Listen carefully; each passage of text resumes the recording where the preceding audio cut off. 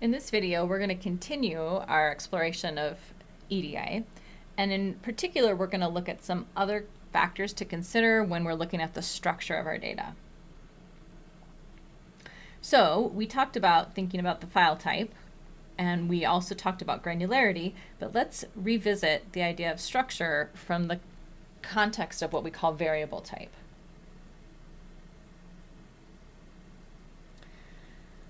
So in our tuberculosis data, we can look at, right now I'm just going to zero it down to records with the same granularity. So we're just going to do state is the granularity for each row.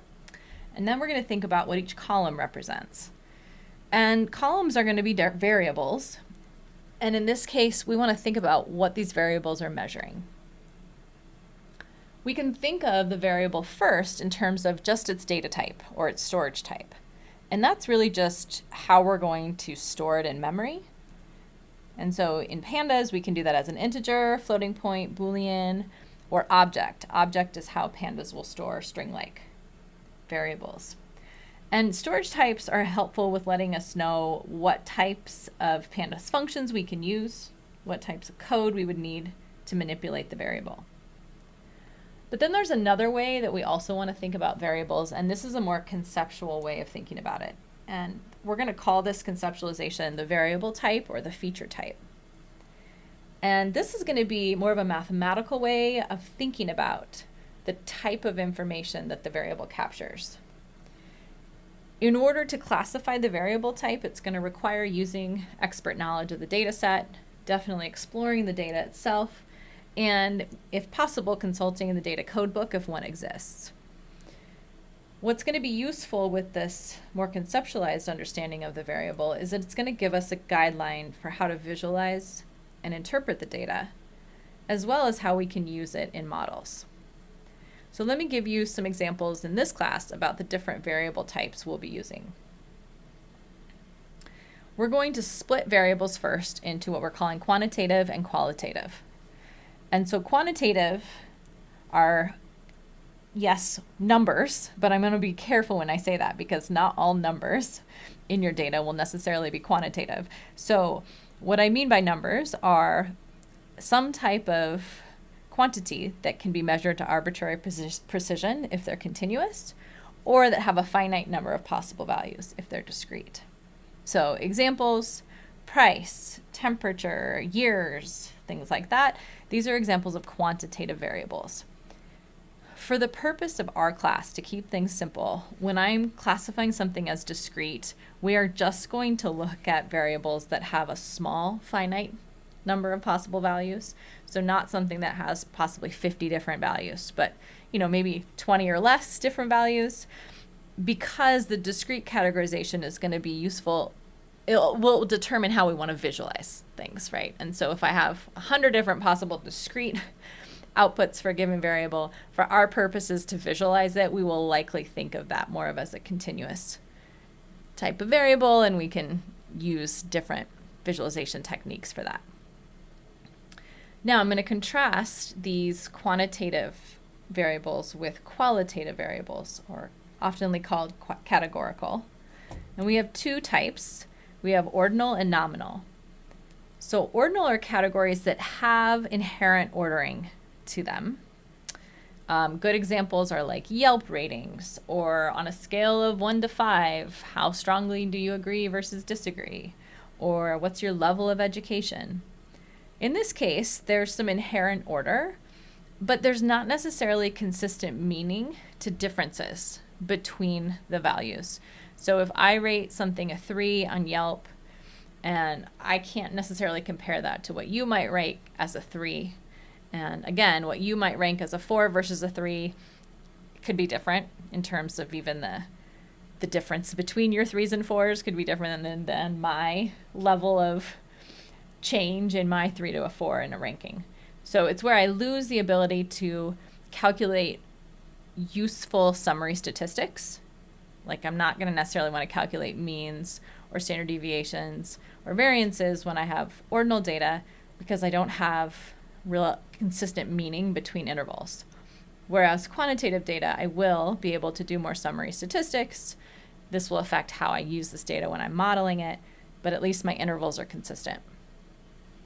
Finally, nominal data are categories with no inherent specific ordering. So that's usually like a yes or a no, a true or a false, a political affiliation, your CUID number. Yes, those are numbers, but in that case, it's not that they're quantitative. Taking the average of the CUID doesn't mean anything. And the order there is not inherently telling me something specific about a student. So notice that qualitative variables can have numeric levels, and quantitative variables could be stored as strings, and then you may need to convert them to floats or integers. So just to demonstrate that this is not clear-cut, there's not like only one answer when you're doing this, I'm going to give you some options here, and I want you, just based on your understanding of the variables, to classify them in terms of their conceptual feature type. I'm going to point out there is not one correct answer necessarily for each of these problems or each of these questions. It really depends on how you're going to be using the data and what you're trying to do with it. But do your best initial categorization here. Okay, so one way we can categorize these, I'm going to put on the next page. For CO2 level, that's a good example of one where we're going to think of it as quantitative continuous. In theory, I can measure my CO2 level to any level of precision that I'd like. We're going to contrast that with number of siblings. So that's definitely just going to be discrete. It still is quantitative, so I do have a consistent meaning between the difference between 1 and 2 and the difference between 2 and 3. GPA, so this is a tricky one. For our purposes, I'm going to argue it's quantitative continuous because, yes, there are, I realize, a finite number of GPA values you can get on your 4-point scale. But there's so many possible combinations. At this point, it's just going to be easier for us to kind of bucket them and think of them as if they were continuous, rather than saying, oh no, I could really only have a small finite number of different GPA values. Income bracket, so this is a good example of a qualitative ordinal. There is an inherent ordering, low, medium, high, but it's definitely still qualitative. Race, ethnicity is a good example of qualitative nominal. So that's just putting you in a category and there's no inherent ordering to this. Level of education, we talked about on the previous page. Qualitative ordinal would make sense in the sense that I could say, all right, I have a high school degree, or I have a bachelor's of science, or I have a master's, or I have a PhD, or I have a doctorate, or I got my medical, or I graduated from medical school. These are all things where I could, in theory, put some order to it. Now, you could argue, right, that once you get to past the bachelor's, right, if I want to try to separate out getting a law degree versus getting a medical degree versus getting a PhD, that maybe there's not an inherent ordering. So you could argue that this could be qualitative nominal, right, depending on what levels of education you're analyzing. And then Yelp rating, this is a good example of qualitative ordinal, like we talked about in the previous slide. So I am going to point out here, many of these examples show how these categories are not necessarily cut and dry. And we're going to revisit this when we learn how to visualize variables. All right, so let's go back to our data of the tuberculosis data set and actually start to figure out what I need to do if I need to analyze multiple files. And to motivate that, I'm going to have us think about one question we might want to answer with our original data set. So one thing we could ask with that tuberculosis data is, what is incidence, right? And we talked about this reported TB incidence. That's at least in our data. What is it, though? And how do we compute that 9.4%? So that's one question we may be interested in analyzing and or trying to replicate. So can we reproduce these rates using government data? From the CDC report, if we dig into it, TB incidence is computed basically as a ratio between the number of TB cases and your total population. So in this case, it's cases per 100,000 people. And if you think of one group as being 100,000 people, I can say how many groups do I have in a given population, put that in my denominator, and I end up with TB cases divided by population times 100,000. Now, we're going to need that population data in order to recalculate this, and we don't have that in our data frame. So let's acquire it, and then we'll verify the numbers that was in this report. So let's pop back over to our notebook. And just to point out where we are in the notebook, a really helpful feature is if you click over here, this gives you basically a table of contents of the entire Jupyter notebook, and you can jump down to where we are. So we're right at the gather census data. And we have given you census data in the data folder here in actually two different files, because one file is going to give us data for the decade 2010 through 2019, and so we can see this here. And I am skimming over. I highly recommend that you play around with this data outside of this lesson and look at some of these methods that I'm using to clean it up. This is an example of how you're going to do multiple chained methods to try to clean up data in one nice call. But here, this is going to give me data for the entire 2010 through 2019. And then I'm also going to want to grab data from 2020 up through 2022, just as a reminder, because the data set that we have from the tuberculosis data starts with incidence information in 2019. So this is a separate census 2020 data, again, pulling it in. And one thing I want you to notice is really the granularity of this file. So I printed out the first 20 rows so you could get a sense. This first row is aggregated at the country level. These next 5 rows, or the next 4 rows, are aggregated at a region level. And then following that, starting in this Alabama for index 5, it's aggregated at a state level. And so I have to be careful here if I'm going to use this data set and join it on things. I want to make sure I'm joining at the right level of aggregation. We're going to want this state level data, so I'm really only going to be interested in this data set starting for this row index of 5. Okay, so we're going to merge our data frames now. Let's take our census data, and I'm showing you, there's 2 ways you can do this. You can take the original data frame you want and then do .merge, which is what I'm doing here. And I'm actually doing 2 merges. First, I'm adding the 2010 data, and then I'm going to add the 2020 data. So when I do both of these, you can see we're going to get all the way over. There we go. So this is where I add that last data frame here. And I joined just on geographic area. Notice, because I used this as my starting one and I'm doing an inner join, it's only going to keep the rows that have state values here in the geographic area. And so that's why I didn't have to worry about trying to drop any rows before doing it. It's because I'm using an inner join and it's kind of throwing them away for me.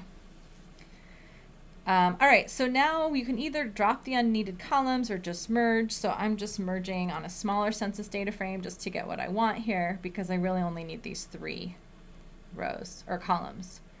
And this is now the population data right here that I need from the census in order to try to recreate these incidence numbers. Okay, so now I have the number of cases in 2019 in Alabama, and then I have the population here. And so now we're going to create the incidence value by taking the number of cases divided by population and then times 100,000. So I'm going to create a new column just to recreate the 2019 incidence. And I can see I'm really close. I have 1.77, that matches. This one's off by 0.02, but most of them are very close. So this is reassuring. And then we could do this again to try to do this for all years. I'm throwing in just a little bit of interesting Python usage called an f-string for you to read and explore on your own. But when I do that here, we can see I actually get really close again. I'm off again by a couple hundredths in some cases, particularly in 2021. And if you are really going to be making conclusions from this data, that would be a good time to jump in and say, okay, what was causing that discrepancy? But for our purposes, we feel this is close enough to show how we've been able to recreate this data. Okay, so let's pop back to the slides. And I'm just going to highlight some of the key things. This was again in our video about merging or joining data frames. The reason that we knew what to join on and what was our primary key versus our foreign key was through our EDA, because we had looked at the columns of our original tuberculosis data and then we looked through the columns of the census data. We were able to figure out how to do that join. And so the last piece that I want to touch on here are the other types of file formats. And we are not going to be using these in our class, and so I'm just going to pop through these slides here. But in the Jupyter Notebook, I have given you some data to practice with so you can explore these file formats to your heart's content, especially as you may or may not need them depending on your application. But I will just do the overview here in the slides. Common file format is tab separated values, and you can still read those in using the read CSV function. You just need to specify that your delimiter is a tab. Some issues with this is if there's commas or tabs in records that you don't want to use as a delimiter. So there's some ways you can handle that. And again, issues sometimes when you're quoting things. JSON is another common file format. And in the Jupyter Notebook, I give you some sample data to play around from the city of Berkeley with their COVID cases by day. This is less common in, well, I guess it's common for some people, less common in others, but it is similar to Python dictionaries. And it's self-documenting, so it can save your metadata along with records in the same file. This is not the case for us. We're not going to be previewing this in homework, but it is something you can play around with in the notebook that I've provided.